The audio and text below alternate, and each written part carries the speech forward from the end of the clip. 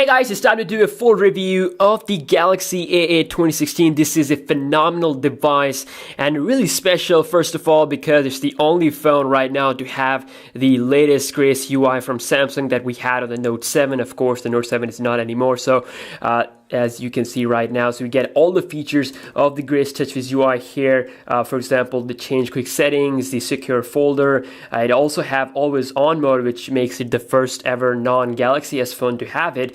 And also you can see it has a changed setting look here, the main setting look, the icons and everything. So it's truly amazing what they have changed in TouchWiz. So Galaxy A8 2016 is really the only phone right now to have this latest Grace UI. Obviously, Samsung will update the other devices like the Galaxy S7 and other phones later with the Android Nougat update. But this is amazing that this phone ships with the Grace UI right out of the box, which is awesome. And also we have always on display. So if we talk about the price of this device, it is coming at around $540 right now at this point. Maybe the price will go down, maybe it will price cheaper in US.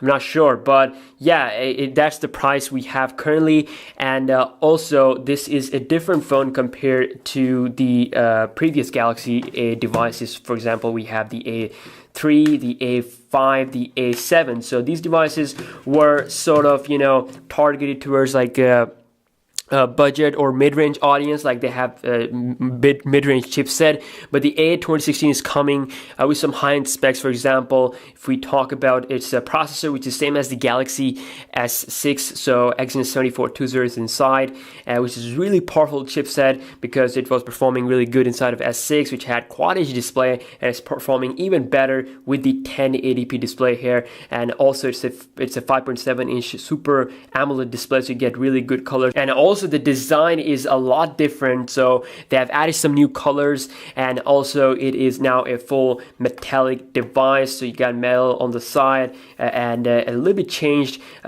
move from Samsung is that speaker has been moved to the top right corner, and also you have a touch capacitive fingerprint sensor home button here, so you don't really have to like press it anymore. You just have to place your finger like this. It just reads your fingerprint without pressing it. So it's like something that will take it forward to the next year flagships also. So it was first debuted with the Galaxy J7 Prime, so you can see it does have the speaker on the right and the touch fingerprint sensor home button. So yeah, these are some of the top highlights about this device. So I'm going to be talking about this completely, everything, and also I'm going to be doing a review after 5 days from now, so that I'm going to give you like my 1 week later usage review, so you can make the final decision then. So yeah, let's talk about it. First of all, in this price, like I told you, you get a full metallic build quality. This is a blue color, okay? In my opinion, it looks really awesome. You can get it in black, and I think there's like there's a white color and a gold color, so I'm not sure about how many colors there are, but I saw gold and black. So the blue color here looks really good. It's not as like the Note 7 coral blue look, it's not like that, but it's it gives a impression of a blue look. So also I want to mention here that this phone resembles a lot as just like the Galaxy C7. So you can see that they are very similar device, and C7 is the phone that I'm not sure, but it's not like launched everywhere like in UK, United States. Again, you can check, but really, I mean, I haven't seen that many people having this phone. It is available in India and Asian region, so you can see the similarities between these two phones. So A8 2016 will definitely be coming to United States, obviously, and you can see the Dual's logo on the back, which means that you can insert 2 SIM cards as well as a micro SD card. So if you look closely at the back, you can notice that it does have antenna lines going around, on the edges, and also down here. So that's that. And also you can see the camera here is 16 megapixel f1.9. This is also an improvement compared to the A7, A3, and A5, and those devices have 13 megapixel camera. So f1.9 aperture size. I'm going to be talking about the camera and also showing you guys some camera footage and some pictures. So, and also in the front we have 8 megapixel camera, and the camera UI is also updated with the Grace UI. So that is all of what we have design wise. I mean, the A8 2015 was great with design, and same thing with the 2016 model here is absolutely worth the money as far as the design and build goes. If you take a look at the display, this is Super AMOLED 5.7 inch.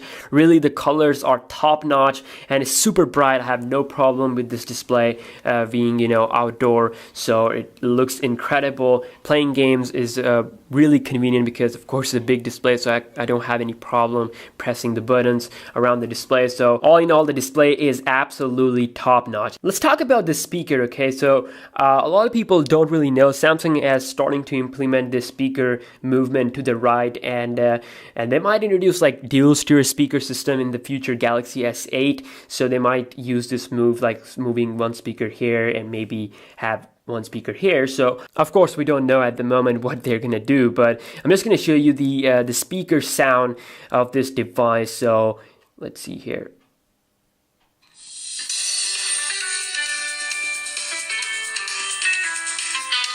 You can see it gets really loud, so I love the speaker. Of course, just like the Galaxy S7, when your device is off, you can see that it does have the always on mode, so it gives you information about your time, your date, your month, and also your battery percentage. So it's great, and you can also apply some layouts in the main setting, in the settings of the always on mode, so you can do that. And if we dive right into the software, you can see the home screen looks really good. Every time you press and hold an application icon, it gives you option about the app info, so you can quickly check the application information. And if you have the application installed from the Play Store, then it's going to give you some couple of more options, like add it to secure folder, put it to sleep, or uninstall. And of course you can take a look at the app information. You can also change the layout of the icons to make it a bit more smaller if you want to in the settings, so that's also there. Now, one of the big changes with the Grace UI is actually the quick setting area. Now you do have an arrow down below every option, so you can quickly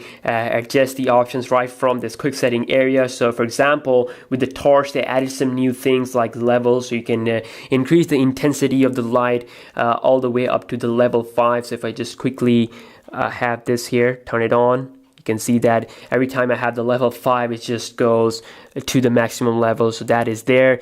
You can also look at some stuff like the secure folder is also there. Power setting mode is also tweaked, so now you get mid and max mode, so which is now easier to remember compared to the older ultra power setting mode. Now that term is removed, so we have the max mode here. If you quickly enable it, you got the option to limit the brightness. You can also limit the device performance, which is of course on. You can also prevent the background network usage. You can also customize this stuff. For example, limiting the brightness even more. You can also turn off the device performance if you don't want that. So they are giving you the full option. And of course, the full max mode is just like the ultra power setting mode. So it gives you really less options to play with in order to maximize the battery performance. So that is there. And one thing that is missing that I haven't seen here with this Grace UI compared to the Galaxy Note 7 is the blue light filter, which is like a night mode feature. So I haven't seen this anywhere. I checked the settings, so that is absent. So I just thought that I should let you know about that missing feature.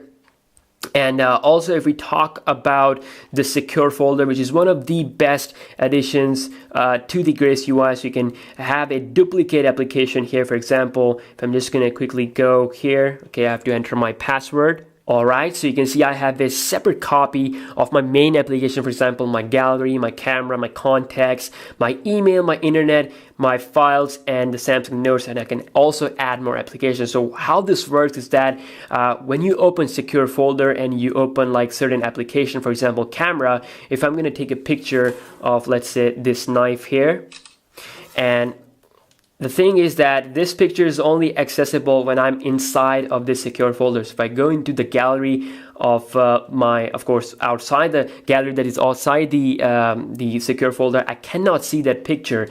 And if I go back to that secure folder, if I go into gallery, I can see those pictures. So you can see it basically hides the stuff that you do in the secure folder. And also the internet browser, if you use it in the secure range, it's not going to show up on the internet browser that is outside. Like I said, it creates a protected version of a certain application, you know, so it's, like I said, one of the best additions with the new Grace Touches UI. So this will of course come to even Samsung's mid-range phones next year. So if you dive into the app drawer, you can see we have a search bar to search the application. We also have these three dots here to edit the applications. For example, uninstalling them right from the app drawer. You can also touch and hold them to make folders. And also, if we take a look here at the sort options, you can sort them alphabetically or you can sort them custom like they are right now. And that is pretty minimal, I should say. I mean, the bloatware is pretty minimal. For example, we have three folders like Microsoft apps, so some important applications are there, Google applications are there, and some default or important Samsung application like the Gear, the SYs, the Galaxy apps. And yeah, I mean, really the bloatware is very less on this phone. And this is how the SIM card tray looks like. So you have a tray for the SIM card number 1 and a second tray for the option for the micro SD card or a second SIM card. So you cannot insert two SIM cards and one micro SD card at the same time, so you do have to remember that. Now under the hood we have 3 GB of RAM along with the Exynos 7420 processor. Now this is a pretty good combination considering it is having a 1080p display. Obviously you might be thinking that should have to go with like an Exynos 8 series processor, but that is for their top end devices, and really it is enough. I mean, the performance is top notch. I haven't seen any lag on this device, and obviously I'm going to be doing some comparisons with other devices like OnePlus 3, Galaxy S7, so you should be able to get a better idea with that, with those side-by-side speed test comparison. But overall, they're not going to lag. It's going to give you a really good experience overall with the daily day-to-day usage. So I mean, this is pretty enough. This may not be the best in the processor department, but it is absolutely enough, and there is like nothing that can stop this phone as far as the performance goes. So like I said, I will be doing the speed test comparison, so be sure to stay subscribed to the channel. Now let's move towards the camera on this device. So like I said, 16 megapixel camera with f1.9 aperture. So you get a updated UI here, updated camera UI like I told you, so it looks a lot better. I don't have the Galaxy S7 here right now. Okay, I do have it. If I just quickly show you guys side by side here the comparison of the UI, you can see that how much better the UI is on the A8 2016 side by side.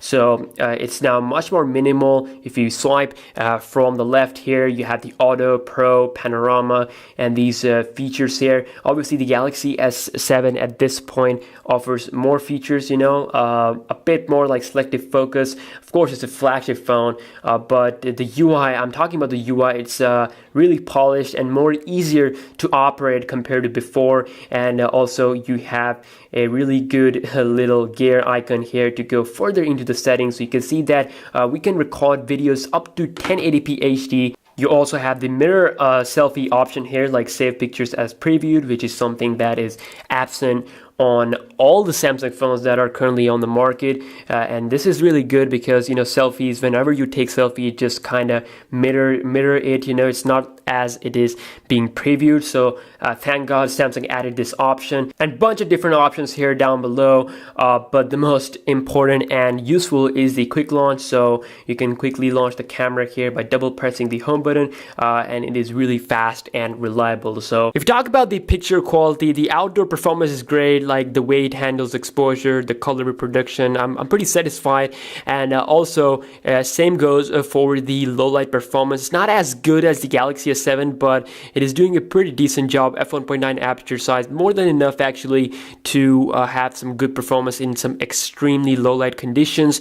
And same goes for the 1080p video. I was able to get some really good autofocus, fast autofocus performance out of this phone while recording a 1080p indoor footage. So all in all, it's a great camera, but they should have added the ability to record a 4K video, which was available in the Galaxy S6, but for some reason the Samsung Samsung likes to have like a boundary between their top-end phones and their high-end mid-range phones. So really that's why they did not put the ability for this phone to record up to 4K. So 1080p, it's only the option we have. We talk about the battery life on this device. Now this is something that I was instantly getting asked. This question was instantly being sent to me by a lot of users. So the thing is, the battery is 3,300 milliamp hours. So far it's been really you can say solid with the battery. It does have fast charging, so it charges up to 100% in just 1 hour and 12 minutes.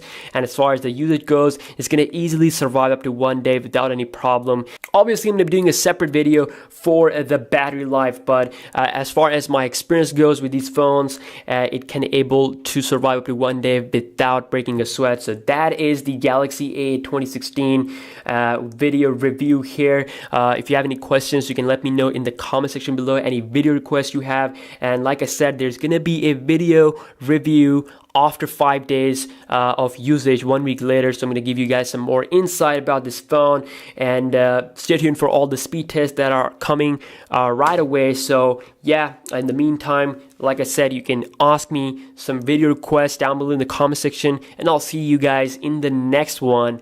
Peace out.